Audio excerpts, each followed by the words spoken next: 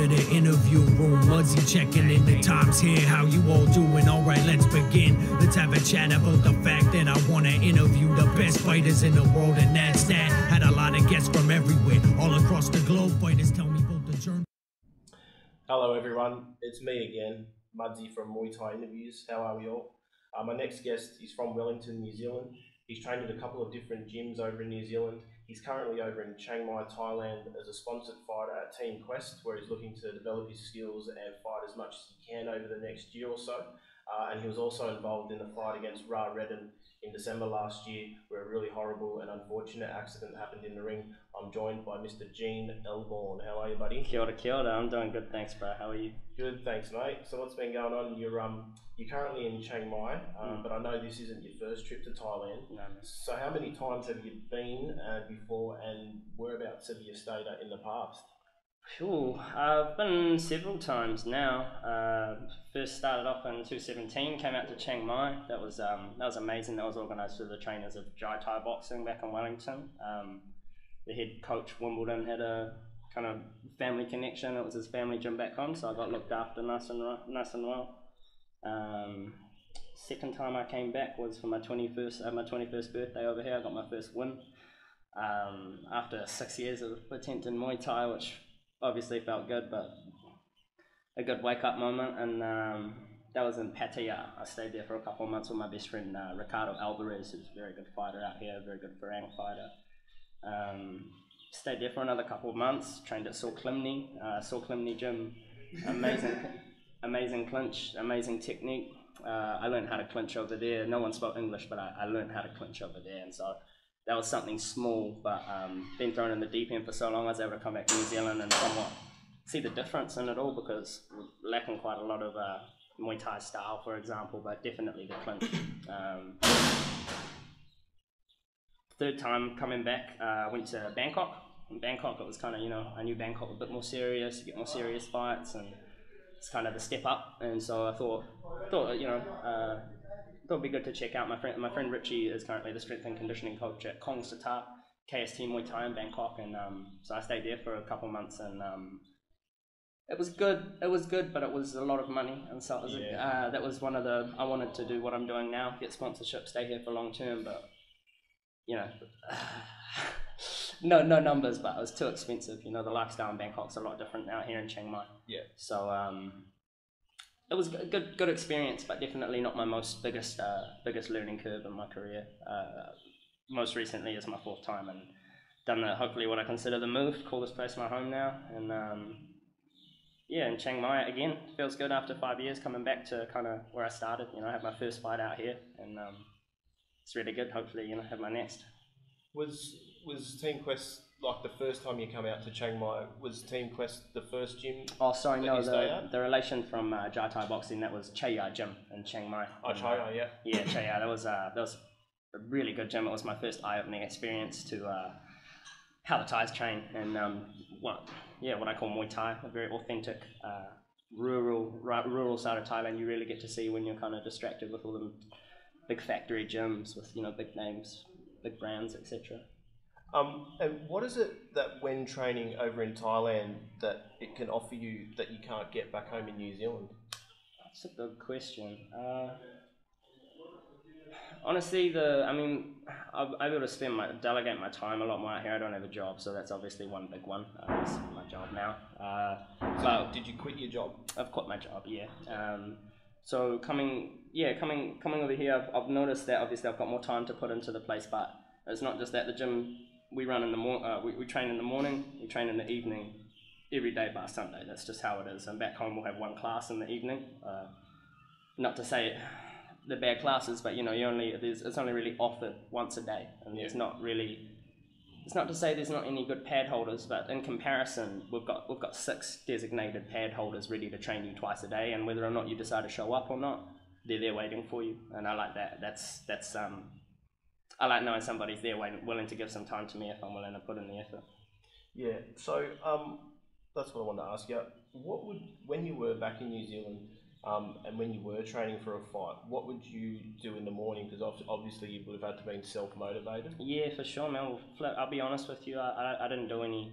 I felt I didn't have time. I felt I didn't have time to train in the morning. I'd head off to work a 9.5-hour day, 7:30 to 4 or 5, and then I'd get my ass to the gym and try and grind out that little bit of energy I do have. But big believer in neural fatigue. I feel like mentally by the end of the day of working, it's hospitality, but it's not a hard laboured job, but it very much drains your energy. You've got to have a lot of high energy to be able to talk to people with a smile on your face every day and be genuinely happy about it, not just kind of faking the funk or anything like that.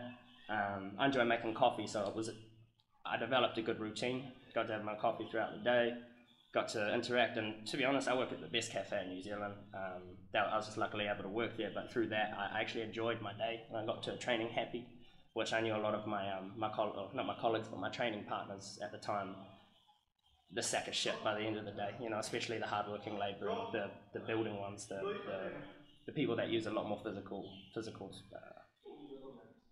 energy opposed to me.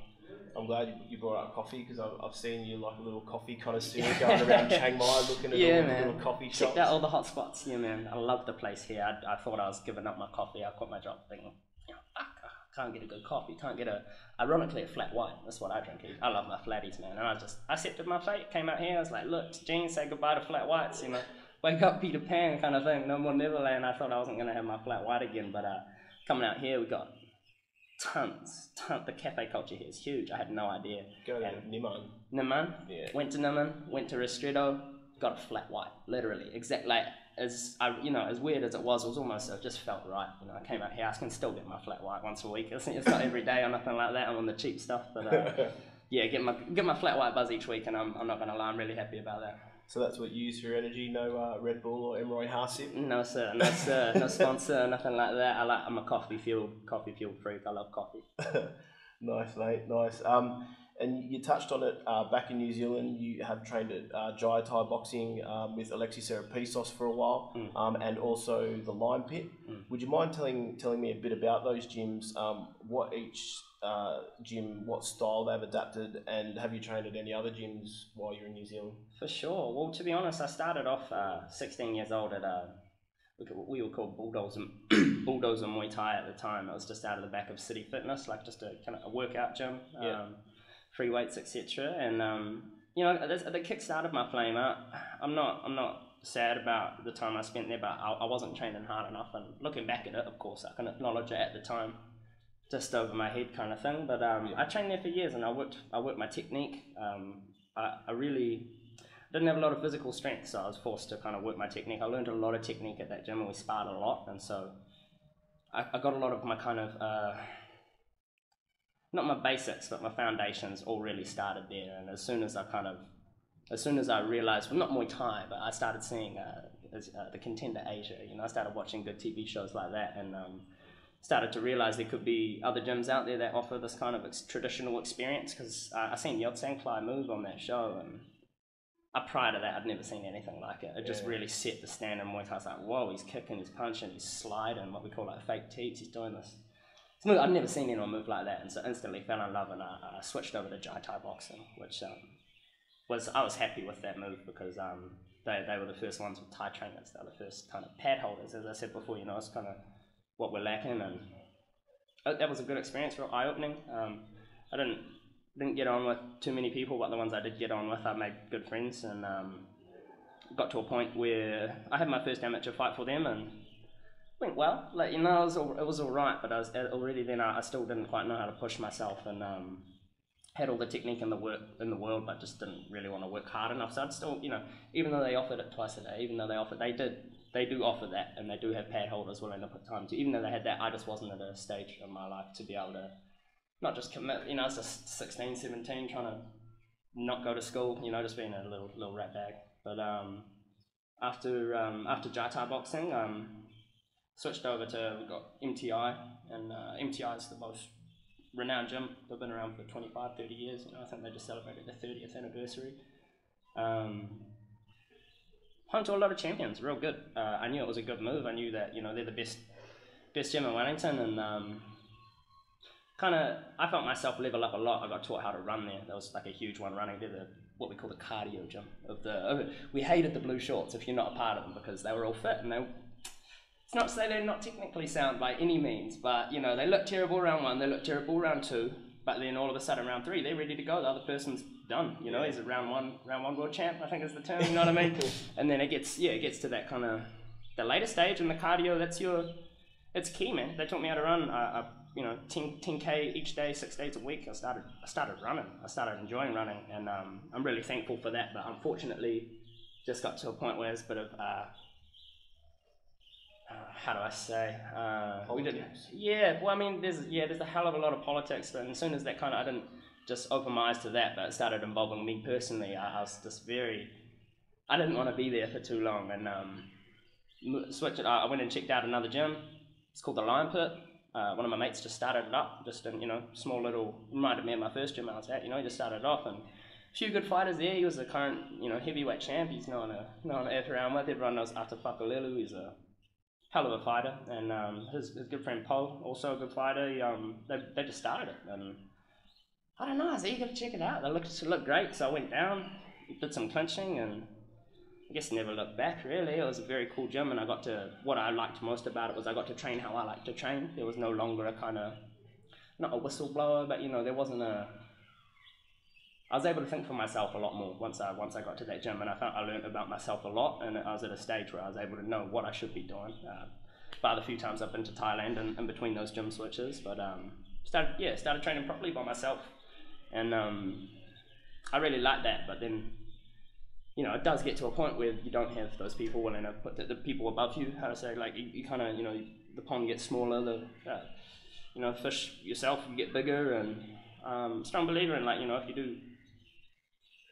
if you don't have something to kind of, how do you say it, someone to not motivate you, but if you don't have a coach and someone directing you, it's very easy to kind of get a big ego and, not beat up everyone in the gym, but be the bigger fish, and realize, and just kind of shut off the fact that there are a lot bigger ponds out there. Do you know what I mean? Yeah. And so I really wanted a position to be trained and have a pad holder where I develop it. I've got this idea of a pad holder relationship. Dwayne Ludwig and TJ Dillashaw. Yep. Those two are like a X and Y, like they're synced together, and I've been lusting for that relationship with a pad holder for a long time, and a coach. So coming out to Thailand, finding a gym that has both, it's like I know that not just being in good hands, but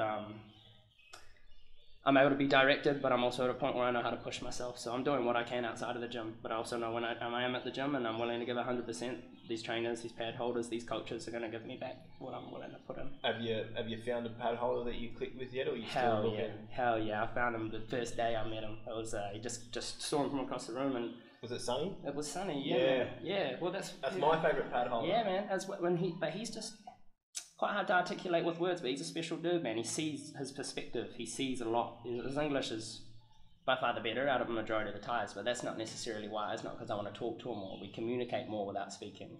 There's a very kind of level that we can connect on. And shit, man, it was last Monday and last Tuesday I had the best trainings I've ever had in my life. Somewhat like day after the one, but the second one was even better than the day before. And it all kind of, obviously it held me accountable, but Sonny was one of the main.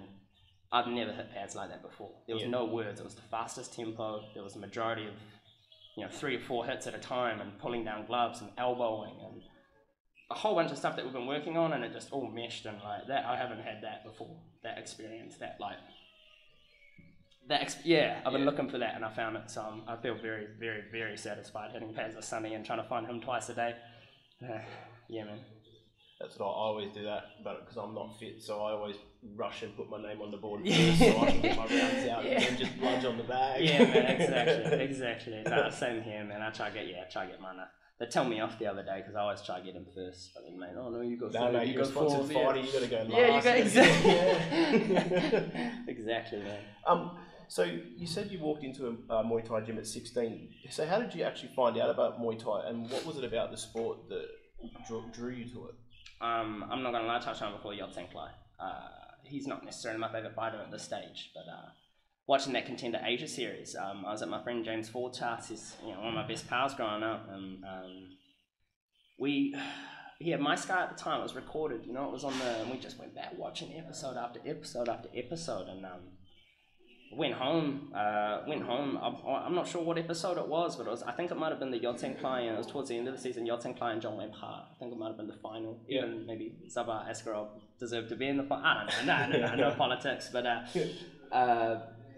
you know, John Wayne Park, and I got to see that. Not classic style, but it's that very Western style. That John Wayne. I like John Wayne Park, country mile, but you saw Muay Thai win. You know what I mean? Doesn't matter. It's like not to say Muay Thai beats K1 every time, but it's a very common phrase I've heard from a lot of people out here. It's like, no, Muay Thai every time. And I got to see that in front of my eyes, and so I went home and talked to my mum, my best friend, and I said, Mum, I'm signing up to Muay Thai. You know, I'm signing up to Muay Thai. I want to do that. Help me, please. And so she went around calling all these different gyms and all these, you know, a lot of kickboxing gyms, a lot of boxing gyms. And no, Muay Thai. So she finally found a good gym. I came home from school and she's like, "Oh, Gene, I found a gym. It's real good kickboxing." And she said kickboxing. I said, "No. I'm not kickboxing. I do Muay Thai. I want to do proper Muay Thai." And yeah, she called the guy up on the reception, Jamie O'Donnell, who's weirdly enough one of my biggest influences still at this stage. He signed me up, but on the phone it was, you know, a three-way conversation. My mum was with him. I remember I was back at home and I was debating whether or not it was kickboxing or Muay Thai, and he assured me it was Muay Thai. It's still, you know, it is fairly kickboxing, but the trainer here likes Muay Thai. Yeah. A lot of my coach AG at the time's fights were from in Europe. You know, it was a very kickboxing style, but Muay Thai, he did teach. He taught Brazilian Muay Thai is very hard Brazilian, man. And so I mean, I signed up. I want to say never looked back, jumped in the ring. 6 months later, you know, I fell in love with the sport, and I think I rushed it a bit too quick, but I wouldn't take it back for the world, because my perspective, I feel, is pretty rare at this stage, and it would be tampered with if I didn't do, you know, the first 6 years. Yeah. But you know, I didn't get my wins, but it taught me a lot about losing, taught me a lot about why I don't want to lose, taught me a lot about it's on me, you know, I need to run. Yeah. I'm the reason why I run, I'm the reason why I hit pads, I'm the reason why I show up. Yeah. Taught me to kind of just know myself a bit more, really. I've heard people often say that too, and like before they step over the rings, they're sitting there and they're like, the things that they think about is, fuck, I should have ran that extra kilometre, or the things that they should have done that they didn't do, and that's what goes through their minds. Yeah, man, 100%. So in saying that, how many fights did you have in New Zealand before you come over to Thailand this time? So how many fights have you had all in total? I mean, I've had 11 full-time rules fights, but because the New Zealand, because the amateurs can fight the pros, except like this is weird. It's not well set up. I had about 4 amateurs and 2 novice fights before I started full-time rules at home. But you know, I came out here after two amateur fights and thought I could do full-time rules, and got a rude awakening. I got dropped with a very nice liver kick, tried to catch it stupidly, and yeah, it's horrible. I got back up. It was in round 1. I had to fight for the rest of 4. He just teed me, stayed outside. I couldn't even stand in front of him. It was a very, very embarrassing, a very embarrassing fight. But you know, this is Thailand. You know, he taught me how to play. So I'm back in Chiang Mai now, which is a cool feeling. Yeah. And one thing I want to talk about is from a spectator's point of view, from watching fights on TV and the internet. From my own point of view, it seems like a lot of New Zealand gyms, not all, are very kickboxing influenced, and clinching is still lacking some there. Would you say that's a fair statement, and what's your take on the Muay Thai scene over in New Zealand at the moment? Too right, man. Far too right. As a matter of we're lacking it in a huge amount. Is it all right with that? Is it too loud? Oh, it should be alright. Should be alright? Yeah. Well, essentially, yeah, I noticed myself firsthand, no gyms clinch besides the clinching that I want to clinch, and we might just tell them. Yeah, real quick. Because no gyms clinch. It's from all I've seen, not firsthand, but knowing myself fighting different gyms, that my clinch is that's going to be my weapon in the fight, knowing that their gym does not clinch one bit, and it's kind of sad because we do call it Muay Thai, but we're stuck in this K1 side of things. We're stuck in this Western Muay Thai idea, and like we do predominantly big punches and leg kicks. Why would you clinch? You know, that's considered girly or huggy. As soon as I initiate the clinch back home on the shows, I get booed. Start kneeing, start elbowing. You know, boos kind of go away. The idea of the clinch, it is a foreign concept, to be honest. And I try to do as much clinch as I can and bring it over what I can, and the gyms I train at will get boys and girls come in and clinch with me for the first time. They sign up that day because they've never done that stuff before. Maybe not have that much fun, but they learn, they understand how productive it is. You can be even just from explaining that in Thailand, you know, they don't start the bets until they see the clinch. You can have the nicest punches, nicest kicks. As soon as, you know, if you're not good in the clinch, why would you win the fight? They're not going to let you out, are they? They'll smother you, they'll vice lock you, this and you want to sapai land, get you stuck in there, and they won't let you out. It's like a jaw, what do you call it, jaw lock, like a little pit bull kind of thing. But just from that aspect, that, you know, you need to learn how to clinch, you need to learn how to not be in a tough pickle, but if you're choosing to decline one huge aspect of the sport, but then still call it Muay Thai, I think you're not really doing it justice. It's not very authentic, you know. It's called Muay Thai, but the clinch doesn't exist, you know, what we train. So I mean, it's quite cool it's cool to introduce, and the people I have trained with, I've made a good impact on, and they've realised how essential the clinch is, what you can do in the clinch. And then evidently from my fights, the fact my opponent doesn't know how to cross my face or transition or even just be balanced. It's so easy to sweep, and you'll notice it's a lot of my sweeps come from is understanding the balance. It's just they don't work with the balance. They don't learn how to, you know, like you're getting leg sweeps. It's quite easy to not leg sweep. You just don't fall on your front leg. But you do it to the same person 3 times in a fight, like family, friends watching, whatever, and it just over the head. You do it to them 2 seconds later, 2 minutes later, 3 minutes later, and there's like this kind of never done it before. So it's quite not easy to win. But you couldn't clinch, you probably win your fight. So you're back home, you know. Do you find that they don't score the clinch as highly as what they should in New Zealand? Obviously, some people argue differently because probably they're they're K1 background as well, so it's quite ironic. But we do call it Muay Thai. We do play the Muay Thai music. We don't do 5-3s. It's a foreign concept. Don't even do 5 rounds. That's a foreign concept. But it's still scored Western style Muay Thai. We call it Muay Thai, but it's not. Our punches should not equate to a body kick. Leg kicks shouldn't be as much as a body kick, a head kick, an elbow. This walk forward punch, aggressive style, and you're a defensive. You teep him, left kick, teep him, left kick. He just walks for a punching. It looks aggressive from a K1's bias perspective, but they're getting decimated. They're getting sniped. You know what I mean? Yeah. Guys on the outside, they can't chase them down with their walk forward, relying on a punch to set up a combo kind of style. And I think it works in my favour, sure, because they're not good in the clinch, you know, they're not good in kicks, they're not good at counter-attacking with the kicks.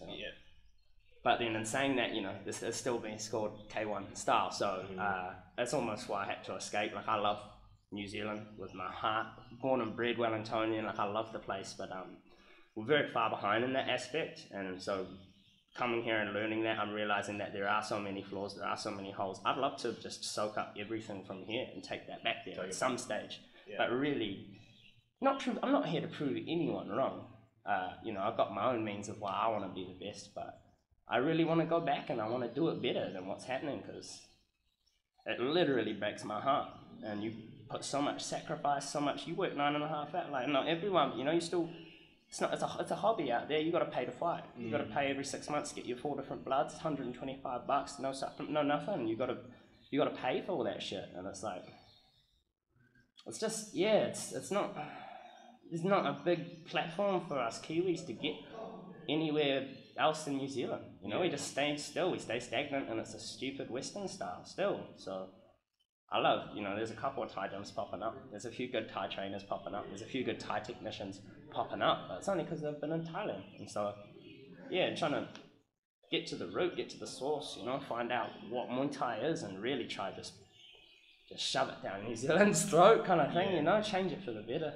Do you know, tell me if you noticed this, but I noticed when I first started getting into Muay Thai and going to fight shows in Australia and stuff, probably back in 2011, 2012, obviously every time we'd be in the corners and the trainer would be like, every time someone from the gym lands a shot, yell like, oi, oi. And when we first went there for like the first year or two, like, people that would just be going to support their friends, the crowds would be sort of laughing at us because they didn't understand it. So they'd be like, look at these dickheads, and then they'd be taking a piss, going, oi, oi. But now, we do it at fight shows, and people actually learning and understanding that the reason why you do that is to support, to encourage, man. He landed a shot, even if he didn't land it clean. Still, do they come around to that in New Zealand, or is it still a bit beyond? Of a foreign... They are, but you know, it's more or less that the people that are doing it just stop giving a fuck at these, like, you know, douchebag fan base. Like, I don't know what the fuck they're there for besides, like, sure, they're supporting friends and family. They're not there to support the fighters by any means. And it's like they pick a fucking side, blue or red, and it's just like they just abuse and not just that person, but anyone trying to support them. And it's like this weird little culture. But you know, I get my girlfriend's embarrassed when she goes fights with me because I'm their support. Even if I don't know them, I choose someone, I support them, and I help them go. Even if there's a nice body kick on the person I'm not supporting, I can't help but ooh that guy. Yeah. That's just how it is, and it's in my heart to want to support those kind of people. But man, they've got people turn around and they look at you and they think because they've looked at you for the 10th time you're going to shut up, and it's just like go like yeah. So, I don't know, man. It's very teeth grinding, but such a tender topic. Man, yeah, no, it is. But so in saying that, what do you think New Zealand does well in the sport?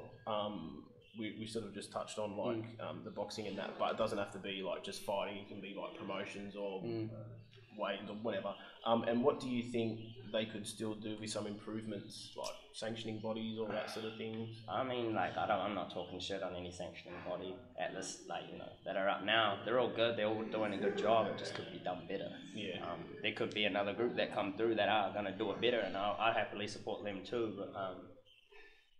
But yeah, I mean, I don't know everything, but I know when I go to these shows that I've been to, you know, I've been Lumpini, I've been Raja, I've been Max, I've been to a few good stadiums now, and it's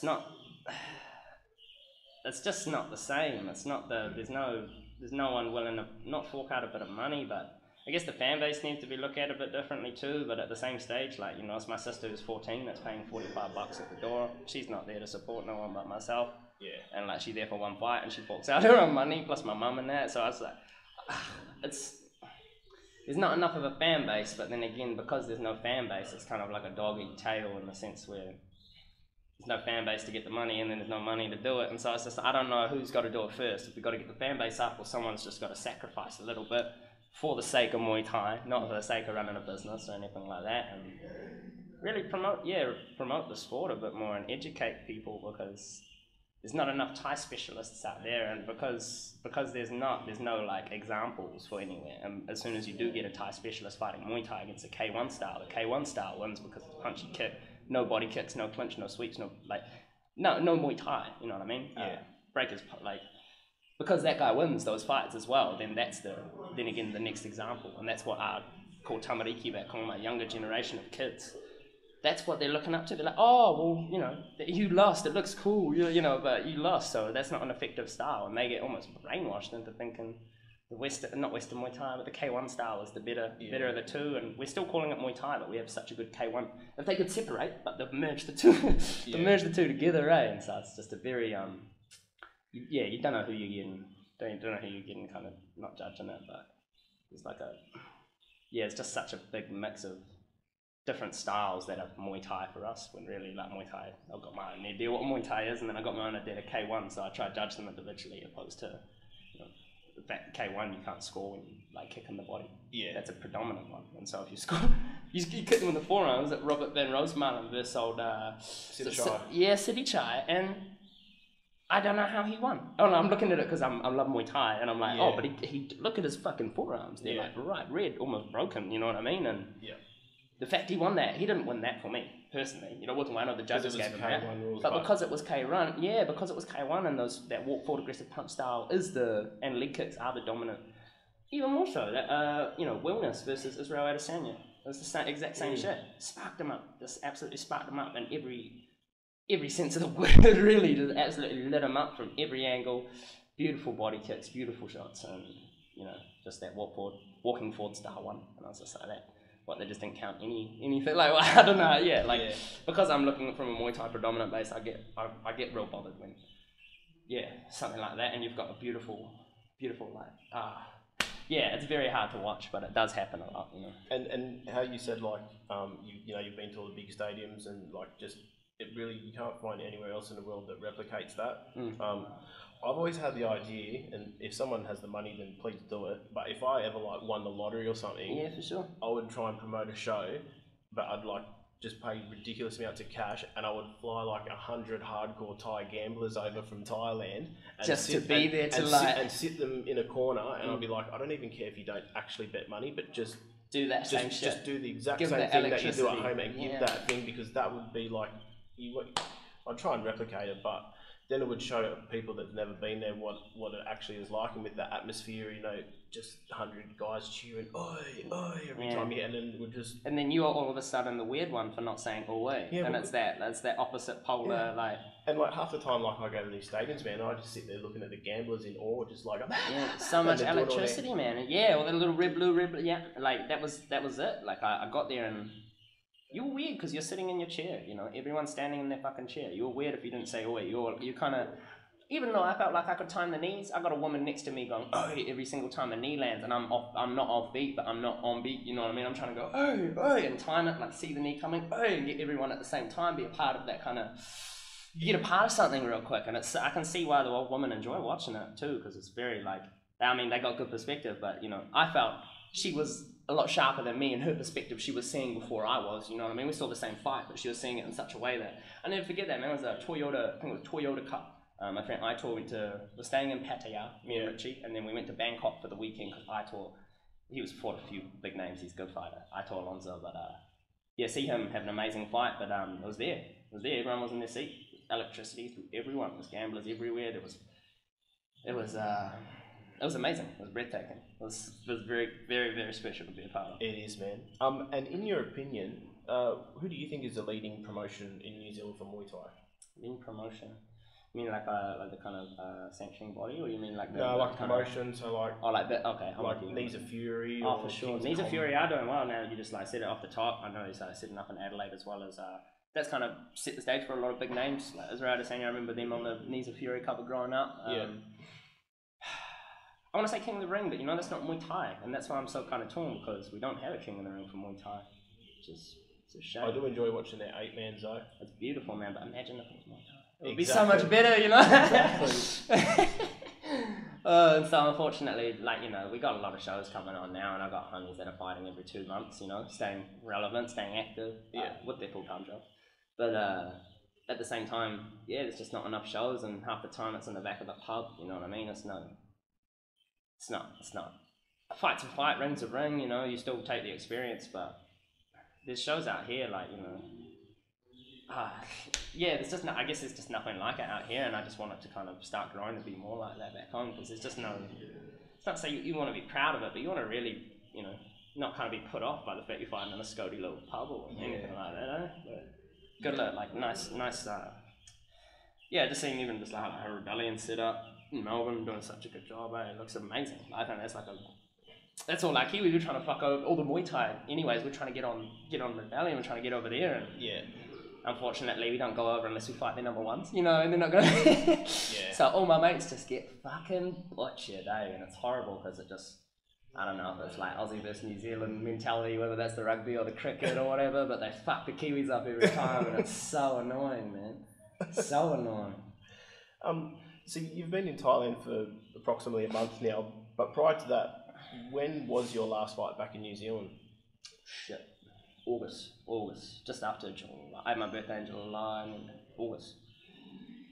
Yeah, man. August, I think it's 26th or 24th or something. It was Adam Manessy, 66.6 New Zealand WMC. It's for the belt. It's a good fight, but... That's a good fight. It was a good fight. It didn't come away with the win from the judges, but I know Adam didn't go home convinced that he won. Yeah. So it was very much it was a fucking beautiful fight. It was my favourite fight to date, you know. It was the most fun I've had, and there was a lot of... Unfortunately, you know, I took very much the villain role. It was painted as quite like a, you know, bad dude, but the bad blood there, the crowd loved the fact that they could put a line between us, and, you know, some of us, you know, they're still cheering, even though they wanted to hate my guts, or, you know, whatever. There was this ugly negative notion in the crowd, fuck you, June, like, you know, like some heavy shit, and my mum just, you know, like head down kind of thing. Fuck, man, that made me want to fight so much more, and that wasn't like yeah, take the beating, you know, I got caught with a massive elbow. That's for you, cunt, you know, like all the fucking, it's just like, whoa, fuck, okay, I can stay down now, or I can prove all you fuckers wrong. Yeah. Finish the 5th round, hands up, had him on the ground. It's like, oh, yeah, I won that, what's up? Yeah. Felt good, finished it, and, you know, proved it in there. I don't know, they all wanted me to see me kind of shy down from that 4th round. They all wanted to, I understand why. It was long, story short. Pretty much, yeah, I mean, I got most frustrated with that one though because there was so much kind of bad blood, there's so much animosity, there's such a big picture of painted, colourful description of what was happening in the ring from everyone that, I mean, you know, I've already talked about the fan base, but everyone wanted to paint it as such a bigger picture and have so much of an attachment to it when really me and Adam we're homeboys. I looked up to that boy since I was 16, 15, seen him fucking fight every time in Wellington, you know what I mean, seen him knock out some of my favourite fighters. Went out back and just hugged, man. Like he knew what I was going through, and he knew me. He known me since I started. You know, me seen my first fight here and seen all his fucking fight. He knew, yeah. So it's so weird that everyone besides me and him can have an understanding of what was happening. Yeah. So I had to walk away from it, fucking just leaving everything as noise. But me and that is sweet. That's why. Other people's opinion doesn't really matter, man. It's just noise at this stage, man, but I got caught up, you know, I got fucking messages, got hate mail, got fucking, not death threats, but, you know, got a lot of shit because they didn't want to see me, they want to see me go down, man. And I understand a lot of people will want that from you, but fuck, man, I love it because, again, it's that bad blood shit that makes you want it. Even though it might be from, like, a negative perspective, that can fuel you to want to perform better, want to get to the light at the end of the tunnel, you know what I mean? It's pretty dark in that ring at some stages, you know. Very lonely, but yeah, man, just trust yourself, I guess. Like it's very very, very, very, very emotional fight, but by far my best performance. Yeah, by far. Nice, mate. Now one thing I would like to bring up is want to have a little chat about your fight with Ra and the events that unfolded during that fight. First though, but before we do talk about that, can you give us an insight into the week leading up to it, from your fight camp to the weight cut to weigh-ins, and then the day of the fight, how you were feeling going into that fight? That week was any other week. I was just working away. Had jiu-jitsu on Tuesday, had sparring on Monday. Wednesday, mad cardio class. I burnt myself out, and then Thursday I was at work. Got a call in the morning. Fight manager at the time, Ryan, good friend of mine.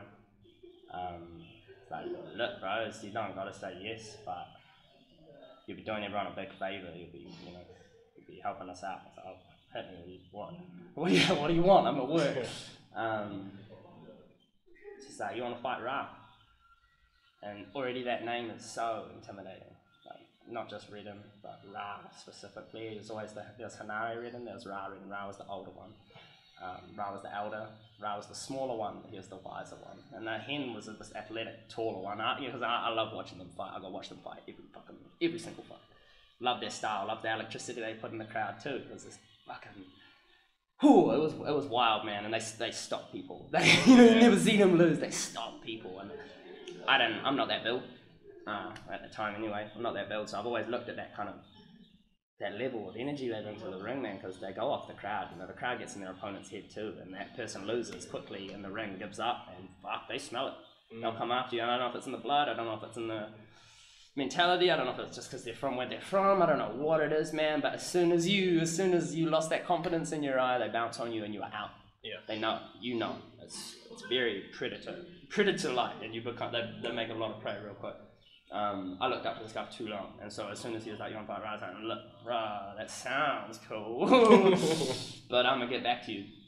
And he's just like, okay, well, don't leave it long, because you've got 24 hours to wait tomorrow. I'm like, what? And then fuck? What do you mean? Okay, whatever, now I'll get back to you. And went on my break, started walking, and I saw, went and got my sushi. It's my everyday thing. I love sushi, man. And essentially came across this old trainer of mine, trained together at MTI. Vince, he's an Aussie at the moment. He's very good boxer, New Zealand champ, just won a state title in Aussie as well. He's a good boxer. And I hit him with what I was facing. We're not at the gym anymore, but we respected each other. We had some good rounds, and he was the older generation, but I learned a lot from Vince, and he just said, man, why you asking me like you don't back yourself? Gene, like you are so talented, back yourself. Just take it, but back yourself. Don't take it and doubt it, back yourself. I walked away from that conversation changed, man. It was different, and like I knew then that I was going to fight him, and I had to somehow jump into this weird mental. I hadn't run once since I got back from Thailand. I thought I'd not rely on the fitness I've been doing, and then come back to New Zealand and fight all the New Zealand people and anything like that. But I was like, fuck it, like you know, I hadn't run in 2 or 3 months. I was doing jiu-jitsu. I wasn't sure at first, and went back and I just said, fuck it, Ryan, take it, like let's just see whatever. That's right, you know, if I get stopped, I get stopped. That's not embarrassing. I've seen it happen to too many people. But through all that, I stayed up till 2 a.m. that night, man. I couldn't get to sleep. I couldn't stop thinking about it because I'll be facing him tomorrow the next day. I was like, fuck, this guy knows me. Like, you know, I know he knows me, he always says hi at the fights. It's like an idol of mine. So you took this fight on 24 hours notice? Yeah, right, okay. And what happened to his original opponent? Did he just pull out? He got concussed a couple of weeks ago in Australia. Okay. And so he was on a 3-week or 4-week, something like that, but it came up last minute. Yeah. Even that was the first guy, and then they tried to get a replacement, and he about no one wanted to pick up the phone. Yeah. They called everyone. Yeah. I even fucking, you know, I was getting tagged, and why aren't you answering your fucking Facebook? I've been tagging you, blah, blah, blah, blah, blah, blah. And I was just like, fuck, man, I'm working, like, leave me alone. Like, I'll see you at the gym later, you know what I mean? And, it was, I had to change it real quick. I had to make sure he was no longer like an idol of mine, man, because I put him on a pedestal since I was 16. And so as soon as I kind of assessed my situation, really just understood that, fuck, man, you could get knocked. I've never been dropped besides that first fight in Thailand. Yeah. I've never been knocked. I don't let people. I'm not a big guy. I'm not going to stand in front of you and try to punch like you would. Like, people tell me after my fight, why don't you punch more? I was like, well, because, you know, I'll get punched back and I don't fucking, my hands suck, man, so fuck off. And, so yeah, I just stick to my style and I just stay long. I know his game is, he'll fuck you up with his hands. I tell you the truth, I was at his gym 2 months before. Just sparring, we help each other out. Small community in Wellington, you know what I mean? First time sparring him, I thought, fuck it, I'll go southpaw, just fuck with him, I'm fucking, like, well, this is working well for a few other people, and it's like, not me doing anything special, just left kick, two, jab, left kick, no hands, just stay long. Yeah.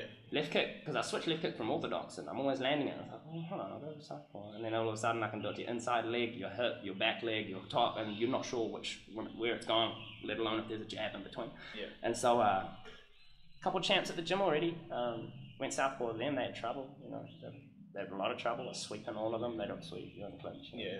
Hitting the ground real bad, and they all of a sudden, I sweep the wrong dude, and boom, everyone saw what happened. They're like, oh shit. And then all of a sudden the boss came in and he's like, oh, blah, blah, blah, blah. Next round, Gene Ra. I was like, oh, fuck. Trying to stop me too. Like, I could just feel the venom behind. They spar hard. Like, you know, no bad intentions. Or like, no, I'm not talking shit or nothing like that, but I know those boys spar hard. Yeah. And so I knew you better guard the fuck up. Went to southpaw, hacked my lead leg, like hacked it. I was still sore, and like hacked it. And I was like, oh fuck, I'm not going southpaw with you, motherfucker. Went back to orthodox straight away. And so I don't know. I really thought about that, and for some weird fucking reason, went into weigh-ins. Everything's good. I got thanked from too many people. Us, mad respect, maximum respect. Us. No one wanted to fight him, and that was my step up, that was my level. I was just like, oh fuck, maybe I'm here now. If not, see, you know, and then I'll go back down to where I fucking, down on the food chain kind of thing, and fuck, I just read it, man, because I didn't actually, I stayed up too late just thinking every single way I could die. Like, you know, I seen him fucking put dudes in hospital, man. I heard stories of him. My friend's trainer Alpha, I had best friends at the time, you know, I heard some fucking bad altercations. You don't fuck off the bra. You don't fuck off bra, you don't fuck off the Reddits, but I heard some bad altercations, people just end up bad, you know what I mean? Yeah. And so I knew it was danger for me, and I knew my girlfriend, who loves me dearly, and my fucking mum who loves me dearly, and my sister who loves me dearly. They're my 3 support trio when they come to a fight, but I knew they'd be watching, and so, honestly, I told my mum, I was like, look mum, I don't mind if you come, but just don't bring Isabella. My sister, and because I just knew, I was just like, look, I'm gonna, it could fucking happen. I don't want it to, but I could get fucked up. And that's what it just took me so long to come to terms with. And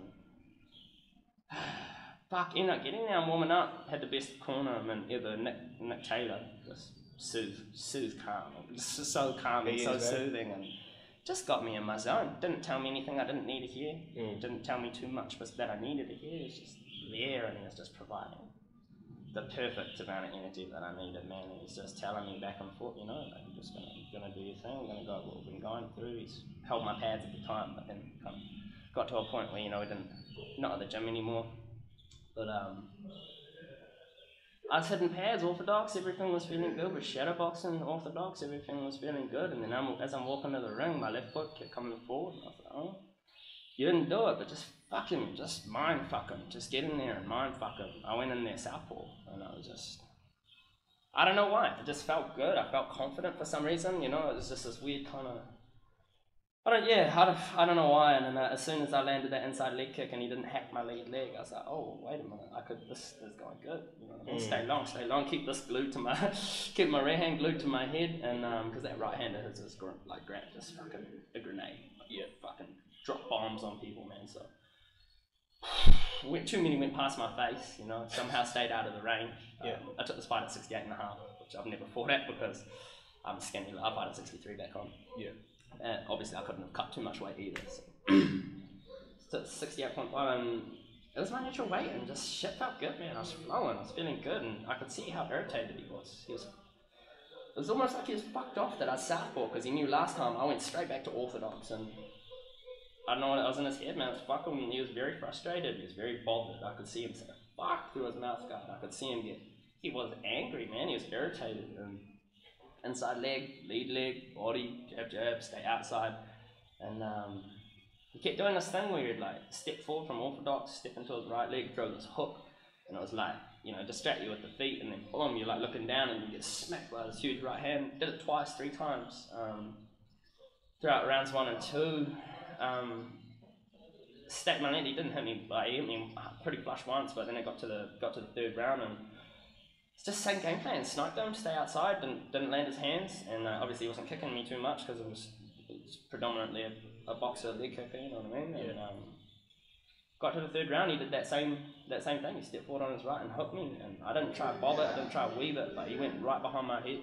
And as he went right behind my head with the hook, tried to pull me one direction like a hook, you know what I mean? He tried to pull me one way, but his feet, he was in between my square hips, like he was side on here, and he tried to pull me, and it just wasn't, I knew that it wasn't right for him, and so I pushed him this way, but his hands are just so caught. I've watched it again and again and again. There was no ill intention, there was no, whatever the fuck these dudes have been trying to paint me as, which I know for some reason maybe they want to paint me as that, but I've never been like that. I've never carried a malicious intent. I haven't even had a fucking street fight, you know what I mean? I guess there's a point where people just, I don't know if they don't want to fuck with me, but I don't carry that. And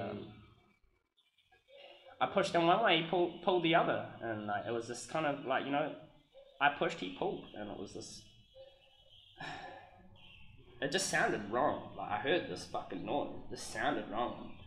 As I backed up and walked away, being like, oh, waiting for him to get up. He just didn't get up. And I'm looking at him, unsure what's happening. He's just laying there. And I was like, whoa. And then, like, immediately, ding, ding, ding. And I seen the belt get passed off to someone.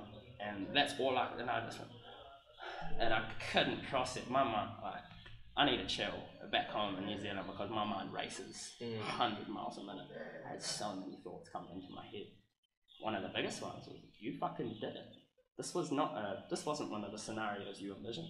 This was the fucking whim that maybe you could beat him on points. Maybe. I knew I wasn't going to stop him. You know, he's a Reddit, you know what I mean? And I ran to the corner and I celebrated like I won. I jumped up like I won. There was this, and in the back of my mind, like, sure, something sounded wrong or whatever, but it wasn't like, this is life-changing, Gene. Sort your fucking attitude. This was like, you fucking did it. Yeah. You stayed up envisioning every wrong way that could have happened to you. Yeah. And somehow that fucking just polar opposited. I don't know if it was on me, I don't know if it was on him, I don't know what the fuck, it just felt.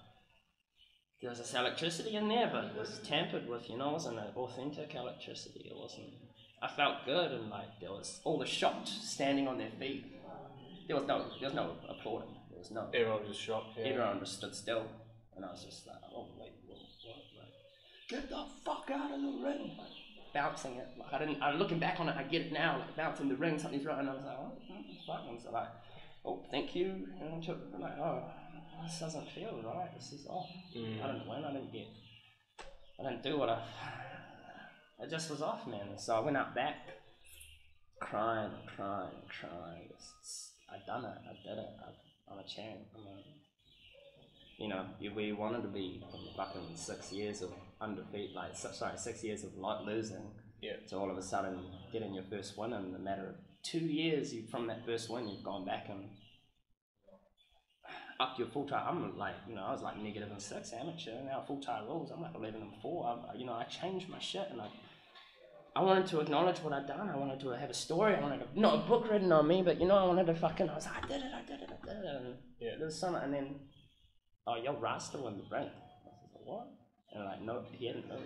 He was still just 30 minutes after. And I was like, what? I couldn't fathom actually the extent of where it's gone to, but he's still in the ring, man. It had been too long, and slowly started just sinking. Like it wasn't what it was, you know. Like they didn't call it a lot. They called it they labelled it at the time or whatever, like a victory and a TKO or whatever, and I got my belt, my first belt, you know, you've done it, you've fucking, all the hard work paid off, all that bullshit when when you're meant to be a champion. Everyone told me, oh, you're going to be a champion, blah, blah, blah. This is not what it was meant to be, bro. It was polar opposite, just fucked me in the ass, and obviously, you know, I could have pretended like I didn't win. But for me, that, like, you know, everyone fucking hated me. I got me, my mum, and my girlfriend had to be escorted to the car because I had 20 mobsters waiting outside for me. Man. That was my mum. And I was just like, whoa, fuck, I don't know, how did this turn from the fucking best moment in my life, and in the same day, yin and yang, you know what I mean, the negative connotation to it. I just caved in, man. I just bought an ounce, smoked,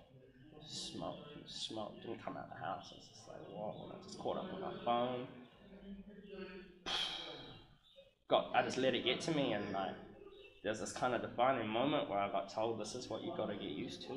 You got to get used to people, not what happened, but the concept of what this is. You've got haters, man. You've got people, bad fan mail, you know what I mean? There's a shit where you might get to a certain stage and you've got to address this kind of stuff.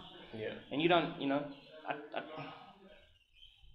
not to say I want to be private on Instagram or nothing like that, but from that, you know, it's like I got to open up and actually, like, this is me. It's not like this kind of cold about. People can just message me and tell me I'm a cunt, tell me I'm waiting, fucking, I'm gonna kill you, cunt, you know what I mean?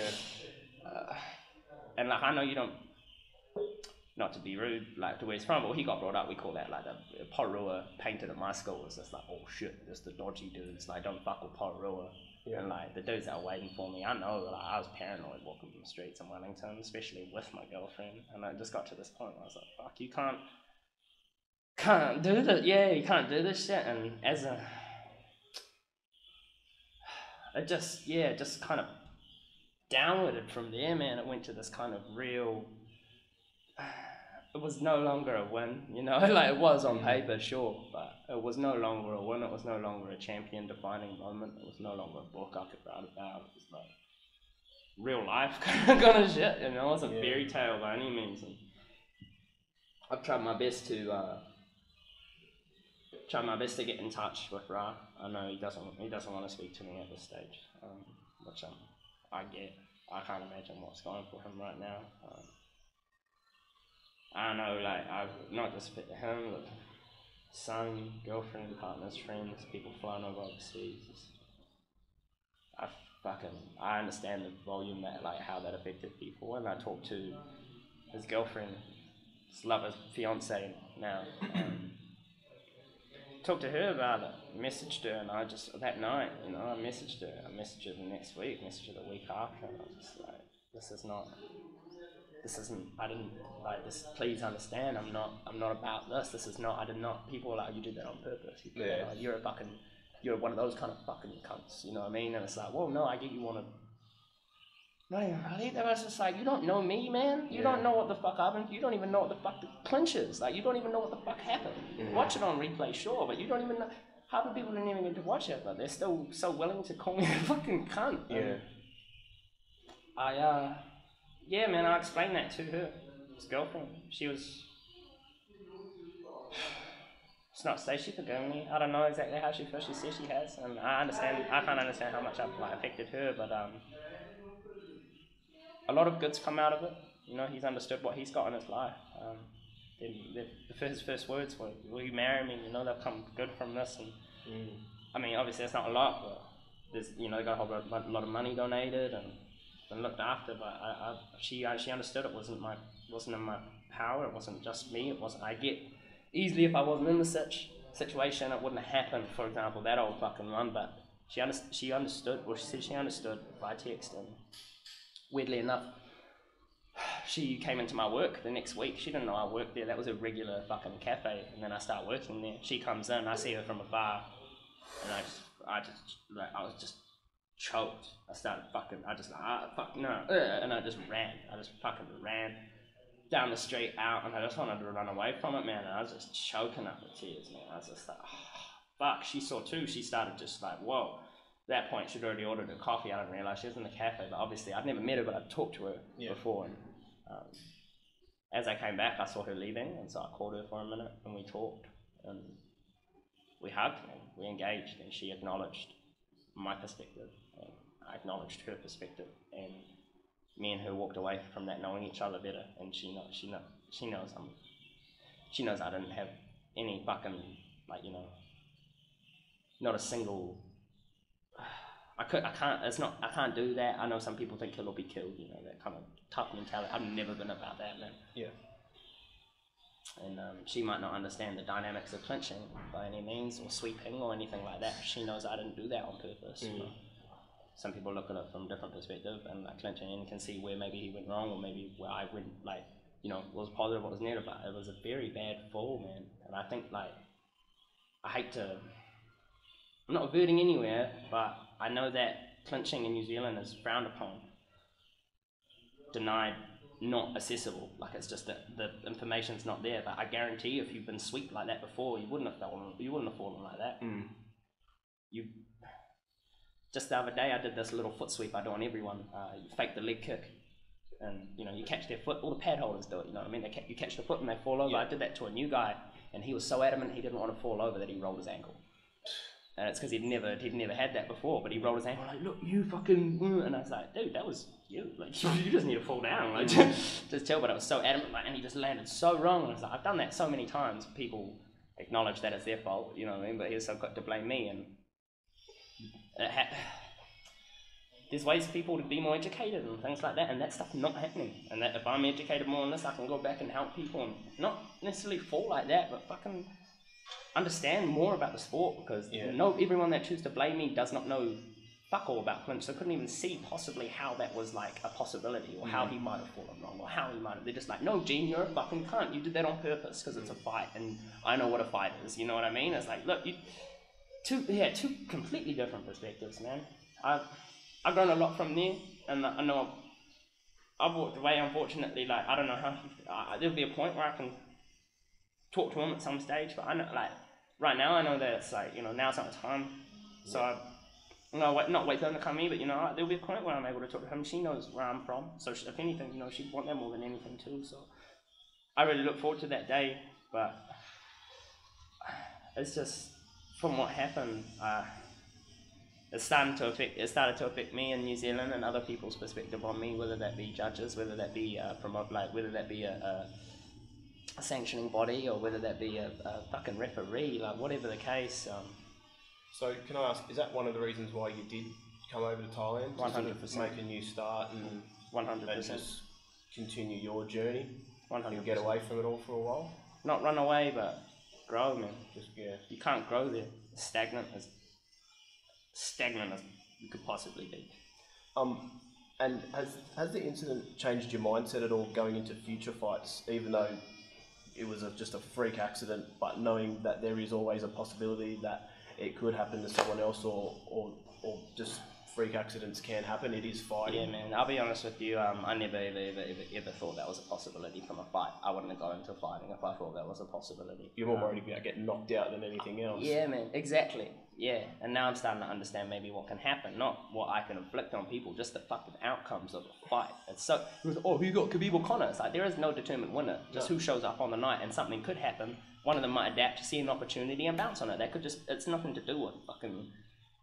Strength, speed, wrestling, grappling, whatever the fuck. It's like, situations like that, and it's changed my mind completely. I never thought that could be a thing, and like, now it's not to say I'm more cautious, but I'm not ignorant when I sign the waiver, being like, do you accept what happens to you, with this? And it's like, yeah, sure, whatever. I might get knocked out, sure. And it's like, no, motherfucker, you could not walk again. It's like a very awakening. That's what you're signing. And like a lot of people will sign that ignorantly, just like, I'm not sorry getting knocked out, man. Typical fucking Kiwi bullshit. But I'm glad I'm experienced that. I'm not glad I was a part of it, but that's made me a lot more. I've been able to grow from there, because it's like not just the possibilities of what can happen, but that's I started to acknowledge, like, maybe I don't want to hang around the sport until I'm 40 or 50 or can't fight no more. I got dreams of a family, got dreams of I want to do fucking homework with my kids. I don't want to get brain damage. I don't want to get CTE. I don't want to get any of these possible bad outcomes. And so I know it's just, that's on luck. It could be one fight, could be after 30 fights, whatever. Yeah. I'm aiming for 50 now, get to 50, assess my shit from there. But I like to know by 50 I could maybe be in a position to pass off proper information back home, but till then I'm just happy fighting. But I know now there's like, you just gotta be careful, man. Because there's a lot of possibilities that can happen in the ring, and it's like literally limitless, like summer. And if you get caught up with this little nitpicky thing, you just gotta be open to it and ride it, really, because anything can happen. Yeah. Anything. Mate, moving forward and ending on something a bit more positive, you've landed yourself a sponsorship at Team Quest in Chiang Mai. What's the plans fight-wise? Have you got anything lined up that you can tell us about? And what is it that you're looking to get out of this sponsorship? It's a good question. I'm really enjoying, like as cheesy as it sounds, the process over the progress. Like, I'm just loving waking up and being able to train at will. Training until as much as my body lets me. Talking to Boss Man Dylan, he said get in touch with him if any of the trainers approach you with fights, etc. I got approached, last week if I want to fight November 10th. Obviously, yeah, sure.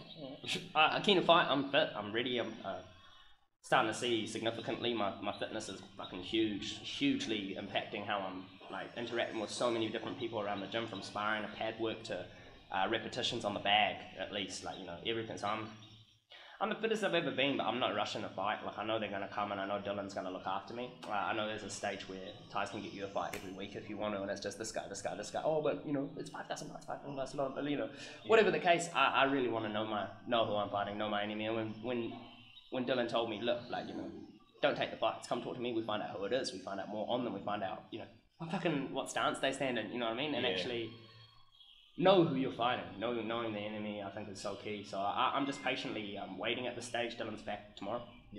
So whether or not we confirm that, that'll be cool. But fuck, man, I'm so in love with training each day, twice, like as much as I can. It could be twice, could be once, could be 3 times. But I've never pushed myself this much, and I can't wait to fight. I'm getting a bit too rowdy and sparring with a few of the better boys, which isn't good. And it's just because I need to fight, man, for sure. I'll wait patiently. But I think November 10th is maybe I'll get one before, maybe not. But I'm gonna just keep training like a savage. And have you got are you looking to fight like monthly, every 3 weeks, every month? Like, got any idea? Ideally, I want to be here for as short a time as possible, but I want maximum fights. I mean, it kind of contradicts myself, but I do want to have 50 fights by the time I shoot off home. Yeah. I do want to live here more than more than 1 year. I'm hoping, if I'm smart with my fight money, I can stay for 2. Go from there.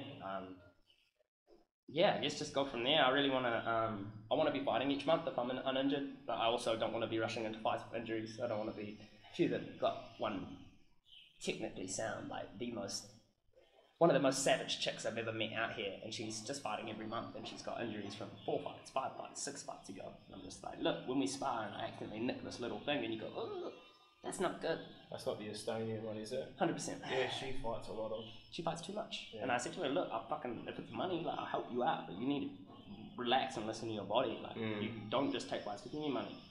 Because I don't have fucking heaps of money, but it's to a point where I'm like, these guys are my family now. Weirdly enough, in 3 weeks, I love these guys to death. Some of them are annoying, some of them are not, but you know what I mean? Like, so's your little shit brother, so, you know, everyone's like family here. I'm starting to look out for everyone, and it feels good, man. So, I mean, if they're able to look out for me, find me good fights, I'd happily fight every week if my body allowed me, but, you know, I know there's going to be some tough fights out here, a lot more experienced fighters than the ones back home. Yeah. All of a sudden you're fighting, you know, guys with 20, 30, 40, up to 100 fights.